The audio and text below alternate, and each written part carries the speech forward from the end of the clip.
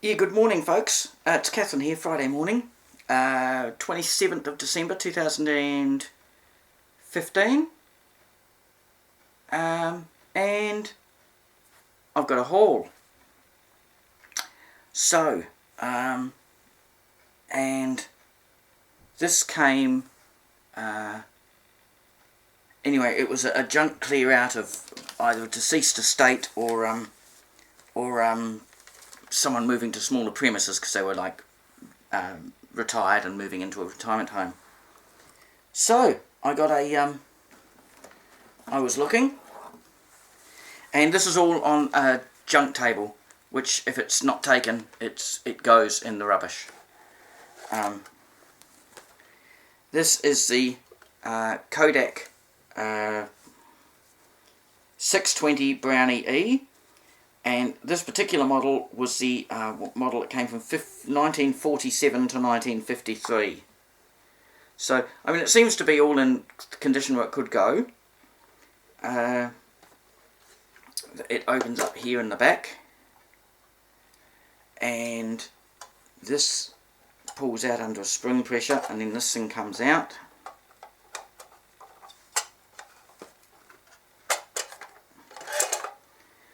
And you put your new roll of film here and wind it across this part to here, I think it is, and then that part engages with the winding on knob.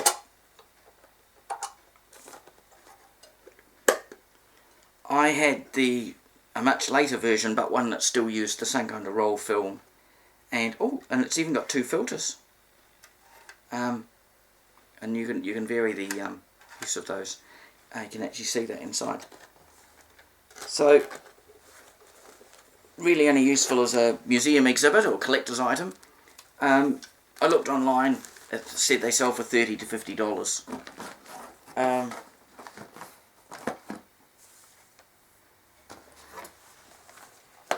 A little cleaning kit, including a little magnifying glass to look for specks on the lens, some kind of watery liquid there, probably got a little bit of detergent in it or something, a wee puffer and brush. So yeah, someone was having a clean out,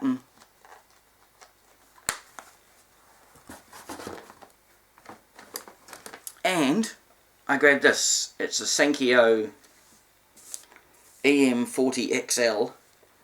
It's my understanding the XL series were could use much lower light levels. The earlier ones needed really bright light.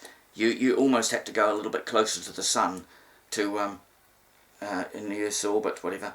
But yeah, so this model is from 79 to 82. So this is mostly plastic construction. It takes 4 AA batteries up there to do the electrical component of what it does.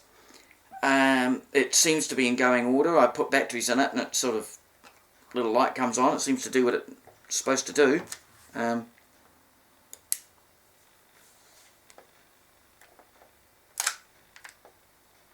And the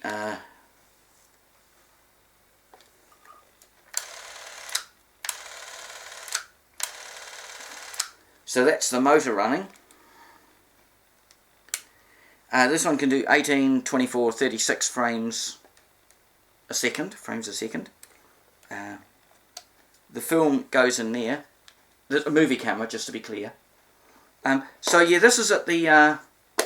I guess this was sort of the last of the movie cameras that use Cine film, as in the film that gets developed in a laboratory, because the video cameras were taking over. Obviously, it's much smaller than the video cameras at the day.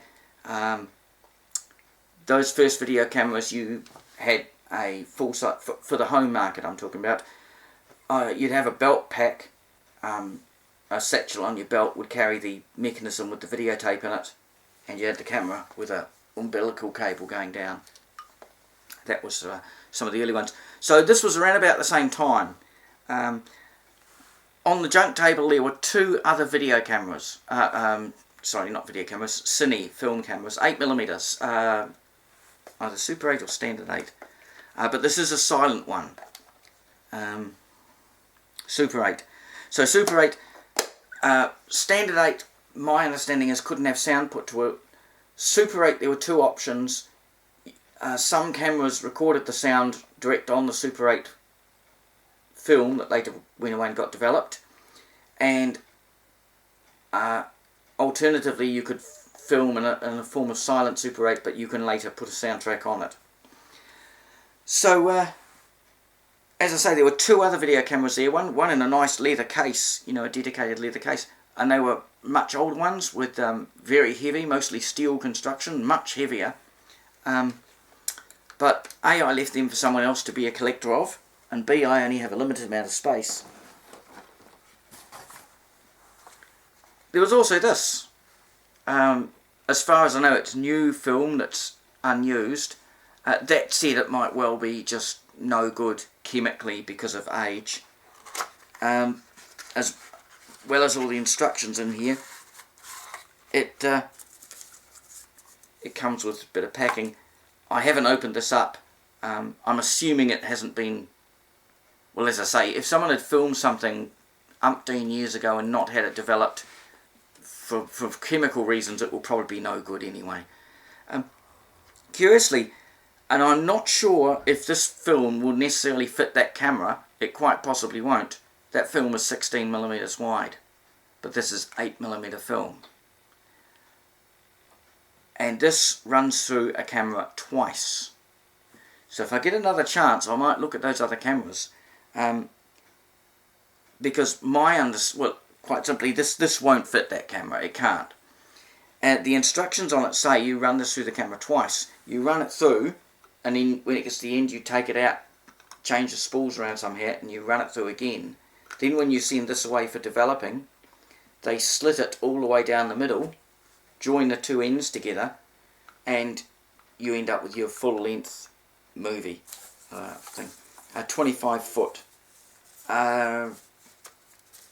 Running it even at the slower speed. So what were the options there? 18, 24 and 32 or 36 frames a second. Obviously I think for the normal home market you'd normally shoot 18. The film was very expensive in those days. When you bought the film, even like this, the package is designed so it can be mailed back. I think it included mailing cost. The film was expensive, but it included the cost of developing. So you'd return it. This is an Ilford film from Victoria, Australia. So anywhere in Australia it would have gone back to Victoria, Australia to be developed. And I don't know about New Zealand film at the time, whether or not it did. So what are my notes? Yeah, it was an 800 gram camera, this one. It's got a choice of manual or automatic exposure. I'm assuming the other ones might have been automatic, manual only, the older versions. As I say, I'll maybe have another look at them next time I go back, if it's still there. And it can use 40 ASA or 160 ASA films. Yeah, see, this is 25, so that needs really bright light. You've basically got to shift the Earth's orbit a wee bit closer to the sun to use that kind of thing. Anyway, and something else I got, and that was a gift from a friend. A couple of years back, a friend gave me her camera. She was upgrading to a newer camera. The old camera had played up from time to time. She gave it to me. It was a Sony, and not terribly old, but a little while ago, a friend gave me this little digital camera. They're new they were 7 megapixel, and they were new in 2007, and they were like $200 US at the time. And technically it's USB capable, but you've got to have this special fitting, adapter fitting, that becomes a USB, and it also becomes an AV output. It's a standard. It can do standard definition video, and or still pictures. But it was given to me for free. There's no charger with it. Charger's been lost, whatever. When they were new, now this is a Panasonic one, but it came with a charger like this sort of thing, that you would, the battery's sort of like a thick memory card, Oh, it takes a weird ass Sony's own version of memory card, which is annoying. I've got an adapter coming so I can run a micro SD in it. Just in that adapter, then I can just take it out and put it on the computer. When they were new, they came with a charger a little bit like this. This is a Panasonic one, but they came with a Sankyo equivalent. You take the battery out to charge it. But fortunately, the newer camera that my friend gave me, which is 18 megapixel and high definition video and stereo audio, does it charges through USB. So I simply charged up the battery in the other camera, put it in this one, works fine. So I've done a few test shots with it. It will be handy when I need a tinier little camera I can just put in a pocket or bag when I'm not taking a larger bag with me. So, yeah, oh, that was a score. And that's my sort of camera haul of the last few days. So, unless you've got something to add, I'm going to call it quits here. Alright folks, cheers.